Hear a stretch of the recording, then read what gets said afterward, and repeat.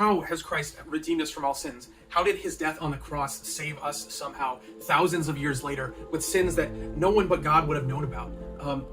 And I think part of that is honestly because God promises us that it did. Right? We don't know exactly how it works on every level, but we know that it does because that's what God told us. And he tells us that again and again. Here are just a handful of passages in Romans 5. Through the obedience of one man, the many will be made righteous. That's Jesus making us righteous through his obedience. 2 Corinthians 5. God made him who had no sin to be sin for us, so that in him we might become the righteousness of God. Galatians 3. Christ redeemed us from the curse of the law by becoming a curse for us.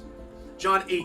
I tell you the truth, everyone who sins is a slave to sin, but if the Son sets you free, you are free indeed. And then in 1 Peter 2, he himself bore our sins in his body on the tree, so that we may die to sin and live to righteousness. By his wounds we are healed.